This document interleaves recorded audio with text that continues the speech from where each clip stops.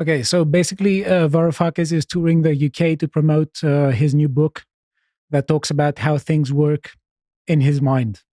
I don't think that the reality works this way. Now, many people in the UK, they thought that Yanis Varoufakis was basically their ally, their political ally, because of his criticisms of the EU. But it is not the case, especially in politics, that the enemy of your enemy is always your friend. Sometimes the enemy of your enemy can also be an enemy. Now, I want to talk about several fallacies that people make. One is this one, to think that just because someone criticizes something you criticize, that they're on board with what you want to do.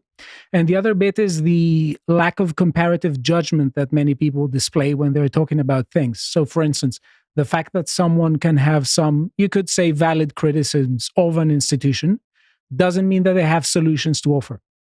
So the person who detects problems isn't always the person who is uniquely equipped to solve them. You can say that the ceiling needs repairing without knowing how to repair it. So what were Varoufakis' criticisms of the EU? There were many, and this is a big issue now. I'm not going to talk about it right now because I'm going to focus on something else. But what I want to show is that just because someone says that an institution is imperfect doesn't mean that they have something positive to offer. I have said all the time here that politics is a comparative affair. All political systems and all policies are imperfect. That doesn't mean that pointing out the imperfections of a particular institution or policy means you have a better alternative. Yeah, that is why the best question whenever people are saying stuff is, what is your alternative?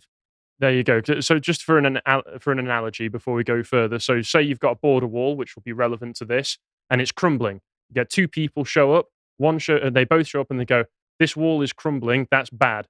One guy says, well, let's build it back stronger. The other person says, let's blow it up. Yes, exactly. So you can have people saying that, for instance, the people who are responsible for protecting the borders of a country are not doing their job. And you can have two completely different interpretations of that statement. Hi folks, we've rolled out a new feature on the website, which is the ability to pay for an individual piece of content. So usually it's £5 a month every month to subscribe to all of the content on the website. But I appreciate there are going to be people who simply don't want to do that. They would be interested instead in purchasing a single piece of content for a lower amount, and they've got a particular niche that they're interested in watching. And so they don't want every single piece of content. They just want this one thing. So we've introduced this function where you can just simply purchase the one thing for £1.89, which I think is about $2.30 at the current exchange rates.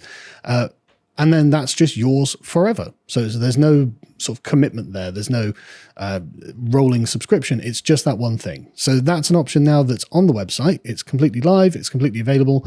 And please go and enjoy it. And we'll see you all very soon. Now, let us watch the short clip. It's about 1.5 minutes, and we won't have another video by Varoufakis' interview on Unheard, on Freddie Sayers. I think borders are a sign of failure of the human species. It's very relevant right now because the UK is currently having a lot of debate about immigration. You shouldn't be having this debate. It is a misanthropic, stupid debate. And you have a minister who should have been expelled from this country for having these ideas. She even challenged the United Nations Charter on Refugees. I mean, this is. She suggested it might have been an outdated legal mechanism to resolve that problem. Dangerous, poor excuse of human nature. But the people who are anxious, very ashamed of her. But the people who are anxious about this issue are the people you are trying to look after. Sure. They are people who. My job is not to pander to anxieties that are absolutely false consciousness examples. Look, Freddie, we Europeans exported hordes of people. We emigrated to the four corners of the planet. We populated the earth from Latin America to North America, to Asia, to Africa, millions, usually armed as well, right? As imperialists. We had no qualms about that for 1,000 years. All that has happened is that we're getting old. Demographically, we are aging. So, migratory flows have reversed. We need migrants. The more the merrier. The age of imperialism was purely migratory flows. This man, before you get into your analysis, is completely insane. and I say that without any hesitation, this man has lost his marbles. He is out of his mind. For one, I just want to be clear, his own criteria seems to be completely backwards and contradictory, because the insinuation that it's a failure of human nature to need borders is that well, it's only because of backwards presuppositions and superstitions that we think that people need to be separate in the first place, because the idea that people are different, have different cultural standards, that some can't comply with one another is wrong. But then in the same breath, he says that we need to kick out Suella Braverman because of her beliefs, which insinuates, it seems to imply that if you live in a nation state and there are people living within that nation state that do not conform to the standards, cultural, behavioral, or otherwise, that you set, that you have a right to deport them. This man is a bottom feeder. So I have several talking points here to raise, and I really want your opinions on this. First, number one, he says, borders are a sign of failure of the human species. Any more garden variety utopianism? Well, in that case, having walls in your house is a sign of failure of the human species, because why can't everybody just get along and have no houses at all and just live in a big open field where you share things together? Well, let us talk first with an analogy. Okay, let us talk about the police. You can definitely say that the police is a sign of human failure. Now, that doesn't mean what Varoufakis thinks it does. And in the same way, this happens with the borders. Let me explain. Now, you could say that we have the police and we want good policing because there are human beings that have the propensity to not care about the social order and not care about other human beings. So in a sense, you could say that the police and the attempt and the call for enforcing law and order, they are a sign of a failure of the human species, but they are a response to it. Now, in the same way, the same applies to the border. It protects you against external enemies in the way that the police is supposed to protect you from internal enemies.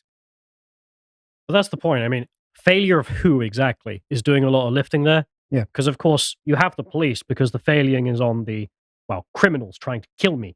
So they're the failures. So we need a police force to keep them from killing Exactly. us. And But then when it comes to the border, the failure is on those who don't want to be killed. Right, okay. That makes sense. I mean, I kind of don't really take him seriously because this was such an insane thing to say. It is insane, but the point is that he's saying the quiet part out loud. And this man was in a prominent and important position within Greek politics. We'll get there. Let me just say the other bit, though, is that this is just dangerous utopianism, because you can dream all you like about a world without violence, okay? Nothing wrong with that. But that cannot be a practical guide for action in a world where violence exists. Okay? This is basic 101 political theory. Yes, okay? You're right. We do not live in a utopia. And it was, I think, Machiavelli who said, I don't know if I get the phrase correctly, that he who thinks more of how the world should be than how the world is only paves the road to his own destruction. Yes, because like you say, it's a difference of interpretation in what the ultimate solution is going to be. You can say that it's a failure of human nature, that we can't all just have a hippie circle where we all hold hands around the world and get along with one another. I see that as a fact of reality. It's a completely neutral thing to me, that people can't all get along with each other all of the time. He sees that as some kind of failure because he's coming from a utopian mindset. My solution to that is that borders are the solution. His solution, because he sees it as a failure, is that we need to socially engineer people into being the correct communist man. Let's be honest. It's the idea that we can just socially engineer people into all being the same, into all get along with each other, which is one of the most radical and ultimately ends up, as history has shown us again and again, genocidal mindsets that people can ever get themselves into. Hang on. At no point can I grant that this man has a utopian mindset, because he explicitly points out that it's not because, I just don't know what violence is. He says that we deserve it. We deserve the violence that comes our way, by arguing that, we migrated around the world, so why shouldn't they migrate here? Knowing full well what the consequences are. He's not a utopian that's like, I don't know what violence is. It's way worse than that. He is literally telling us you deserve what's going to happen to you because of the past. This is I think accurate. I what I meant before was that he's using and he's switching from utopian to supporters aren't non-utopian saying. rhetoric. I understand. Yeah. So Also, second talk. he's using the classic point of demographic aging as a excuse for it, which is always the worst reason that I've ever heard. Your granddad old? Well, you deserve to die. Yeah, Japan Right. also has an aging demographic population, and they're always trying to use that as an excuse why Japan needs to open its borders and accept more migrants. They're not going to, or at least they shouldn't, because Japan has one of the most peaceful societies that still exists in the world right now. Opening your borders, as opposed to, say, pro-natalist policies in your country, is the exact backwards way of doing things, and shows that you hold your native population in malice and contempt. Second talking point, he says that you shouldn't be having this debate. It is a stupid, misanthropic debate. Now, apparently, if you are concerned about your country, your institutions, and your way of life, you're a misanthrope. That's what Varoufakis says. And the reason I'm talking a lot about it today is because I think he's saying the quiet part out loud. Yeah, well, that whole idea is, okay, why can't I live in your house? Why are we having this debate? It's a stupid misanthropic debate. Let me live in your house. Yeah. You've got food in your kitchen. That's my food now. Let me show you another interesting inconsistency, because I think also it's relevant here. And it bears directly to the question of what goes on inside his mind or not, because I really don't know. But let me just say one thing. Throughout the 19th and the 20th century, people from the left have constantly said that classical liberals and Westerners in general ignore the role of the community. They ignore the role in which communities shape individuals and their behaviors. Take Marxism, for instance, classical Marxism. They constantly talk about how to explain what we have in our minds. And they say that in order to do so, you need to see how a particular person is related to the means of production and how that person is situated into the relations of production of a particular society. And that thing is generating other cultural stuff. So they have always focused on how communities shape individual behaviors. Now, apparently, they occupy the exact opposite position. All cultural influence is completely overcome by just simply changing location in physical space. It's a bit of the magic soil argument, that if you have lots of third world Africans just arriving in Greece, just by getting onto that magic soil will automatically make them culturally the same as Greek people and any other European people, and therefore just as valuable economically, because that's what this always comes down to, is the economic argument. I want to be very specific here because I don't want to be misinterpreted. What I think people like Varoufakis are doing, which is wrong, is viewing this entirely in the abstract. They're not looking at concrete questions, such as the question of cultural continuities and discontinuities between the people who want to migrate somewhere and the people who host them. This is a major question. Now, I don't know about the individual specific case, but this is a major question that people like Varoufakis, who use completely abstract rhetoric, completely bypass. Now, let me just show the next, I think, I just want to say as well, on Callum's point, I think, like Callum says, it's not entirely abstract. There is a concrete motivation behind this, seemingly, which is we did bad things to them, so therefore the descendants of people who may or may not have done bad things to other people at some point in time, maybe, who have nothing to do with that now, deserve it. They deserve some kind of retribution to be festooned upon them. I think it is a Gestalt switch. You see, he goes from one, appeal to utopia, then to appeal to more concrete considerations. It's just a deliberate message designed to appeal to as many people in the left. So just let us have a sober reminder by Victor Davis Hanson. He says, a common denominator that explains why previously successful societies implode is their descent into fantasies. A collective denial prevents even discussion of existential threats and their solutions. Something like this is happening in the United States. And I would say it's not just the United States, it's the UK, it's Europe in general. And other, you could say, Western-style countries. Now, let us go to the third talking point. It's that Suella Braverman should have been expelled from the EU, from the UK. There's not much really to say there, is it? Yeah. It shouldn't exist, so deport anybody who disagrees with me. Yeah, I've already pointed out at the beginning of this the inconsistency with the rest of his logic with that. This idea that everybody is the same, so everybody should be allowed everywhere, but anybody who disagrees, therefore showing a difference, should leave. Exactly, but there is a further element that shows the hypocrisy of the woke people, that they constantly plead that they are in favor of some values, but they only want these values for their supporters. So he wants open borders, generally speaking, but when it comes to someone who is disagreeing with his agenda, that person should be expelled. Now, there's nothing much to say here. All I think nothing particularly unusual with that. It's rights for me and my friends, no rights for my enemies. Exactly. And literally, I think that progressivists like Varoufakis, they literally believe in nothing. It is all about dividing and conquering. That's exactly it. They have the supporters. They are going to conjure up any kind of rhetoric in order to appeal to these supporters.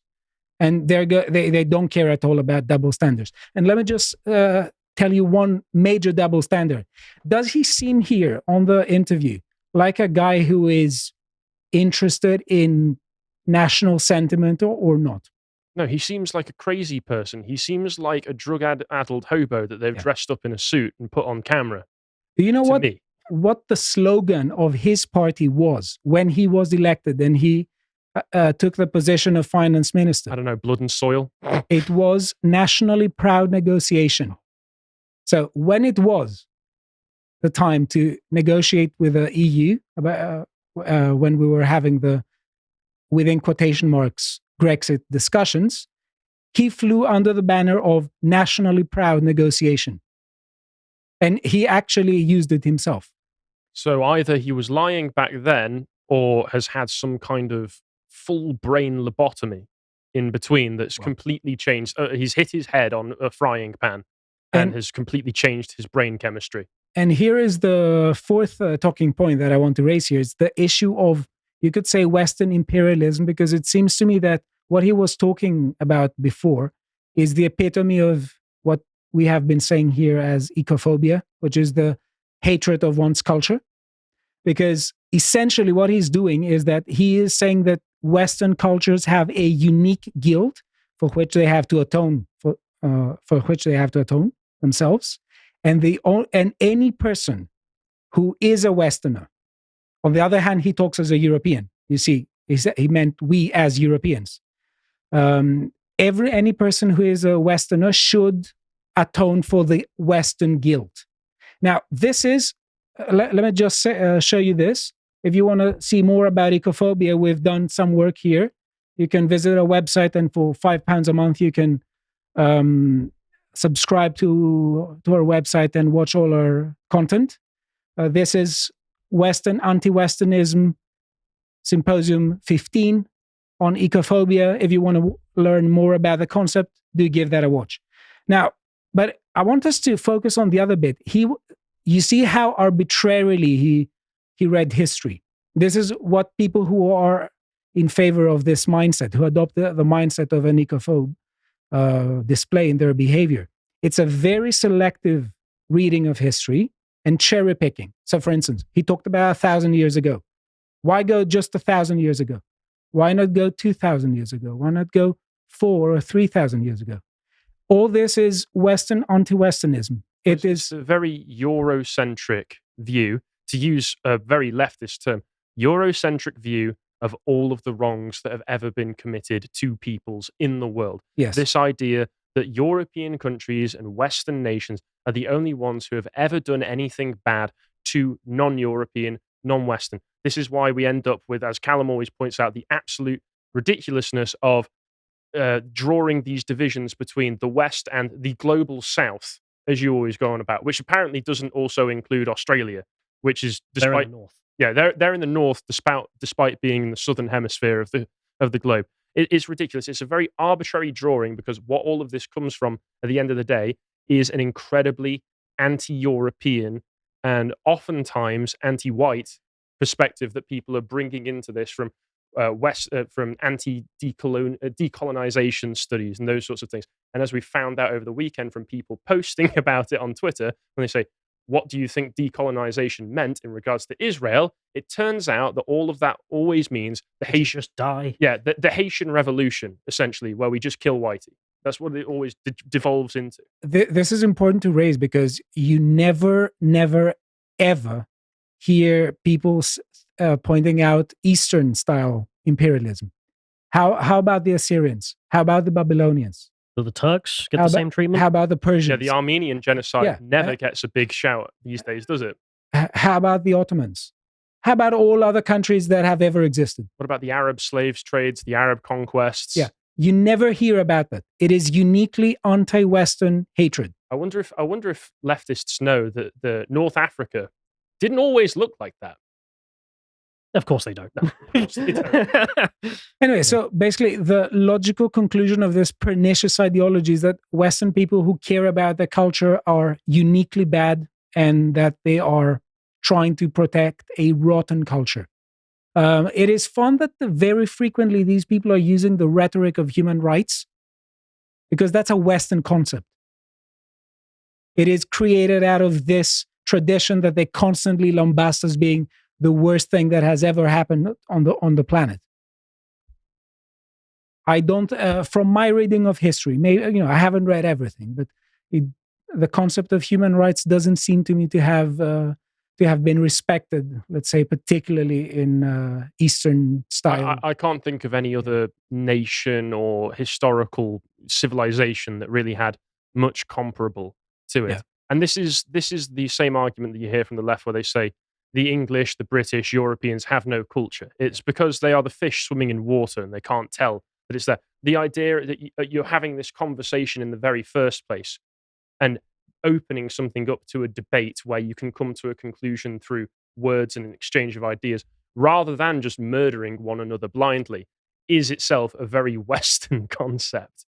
So they just don't understand. They adhere to Western behavioral standards. They adhere to Western conceptions of logic and being able to form arguments, and they don't understand that this isn't just the natural human way of things. This is something very specific that came out of a particular culture. Exactly. And they also, I don't know if they think of it. I don't know what Varoufakis thinks, but a lot of the people he is talking to, a lot of the people who receive this message, they have this blind faith that these institutions are not fragile.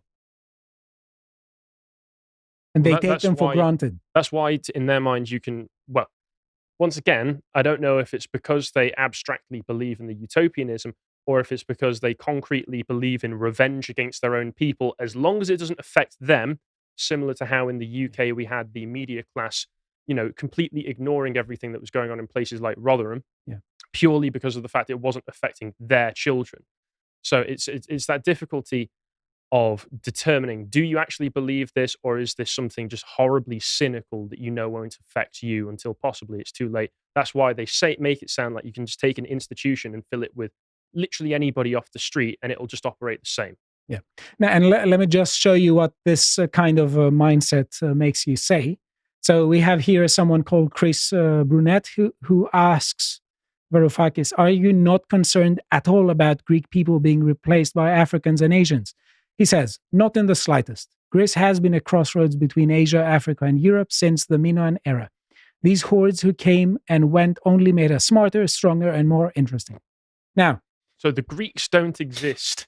Well, what you can... The Turks only made you smarter and more interesting. I don't know what you're talking about. I mean, Cunley's the first reply that you can see there is just saying, like, I'm sure you're happy to say this, is just that Greek nationalism is the result of Turkish occupation. Well, let me just say one thing. When you perceive a threat, you start thinking of how to react against it. And this has always been the case with people who feel patriots, that you need to somehow protect your way of life and your people from threats. Makes sense. Fair? Okay. Now, another thing, he says someone tells Varoufakis, If Yanis Varoufakis believes what he's saying, he needs to start campaigning in Greece to remove all the physical borders between Greece and Turkey, then start welcoming every migrant that crosses the border into Greece. When he does this, he can then criticize Swallow Braverman. Let me just show you what he said, because this is essentially what he's campaigning.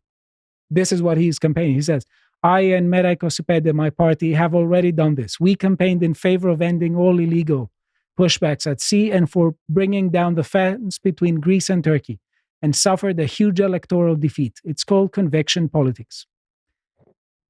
Anyway, that's not something he learns from then. So I campaigned on this insane idea of the weak crowns, and no one voted for it. Well, he was a finance minister. He left at some point, and then he was he brought in a way the woke agenda into Greece. And he didn't learn anything from the electoral defeat after that. No, but because Varoufakis, if you see how he switches rhetoric, he seems to be like the kind of person who would talk about national sovereignty in order to get elected, but when he disagrees with the people are stupid. Yeah, he's a snake oil salesman. Yeah. Anyway, and another thing here, someone tells him about his actual views. Now he says, I'm not advocating upper borders in the sense of no borders. That would be great, but it is not for now. That's a distinction without a difference. I campaign for open but controlled borders with significant resources put into processing speedy asylum claims, plus managing a legal, apt migration program. Okay, but on this rhetoric, if the end goal is open borders, what's the point of any of this transitionary phase that he's talking about? Open but controlled borders. That's meaningless statement. What is an open but controlled border? You have to ask what people who embrace this position think is a justified means to achieve their goal and what they cheer with. So this is an interesting question. But again, you see this garden variety utopianism in this message here. My personal gut is that he understands really well what he's saying. He's playing the Oikophobia card by trying to sell this into an audience that he thinks is going to receive it well. You could say to a center-left audience. Of the crayon eaters, the crayon munchers. And he is saying other stuff to different audiences, let's say. And let me just show this, again, by Victor Davis Hanson. I think it's a sober voice of his. He says, if you don't have a border, you don't have a country. No, I mean, that's obvious, but unfortunately, we have to state the obvious every second. And one thing to end with, because it shows a lot of the rhetoric behind many people from the left who have made a name out of, in this case, denying the Cambodian massacre for many years. Shriveled old man refused his entire career. Yeah. Chomsky has gone from manufacturing consent to fight disinformation. And I think this is one of the most accurate tweets of all time by Brett Weinstein. He says, it is fascinating to watch someone repudiate their life's work. Well, it is fascinating if you presuppose that they actually believed in what they were saying. You're assuming good faith. Whereas with the left, and this is going to sound unfair, but I think time and time again, it proves itself to be true. Assume bad faith.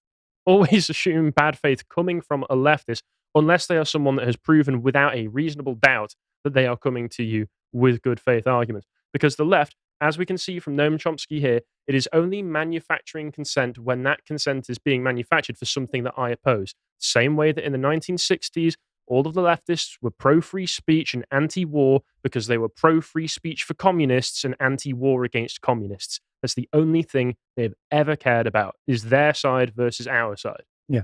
And you see someone saying there, learn critical thinking to fight disinformation. Yeah. So critical thinking apparently became from... it's believing everything the government tells you is true. Yeah, from denouncing everything that criticizes the USSR and communist movements and anarcho-syndicalist movements as Western propaganda to just fight disinformation. And what's disinformation? Whatever the government tells you it is. If you appreciated that segment from the podcast of the Lotus Eaters, you can go to lotuseaters.com to get access to all the premium content that's on the site, such as the Lads Hours, this one on Le Reddit question. If you'd like to find out what else is being put out, you can follow on Getter at lotuseaters_com on Getter. Thank you and goodbye.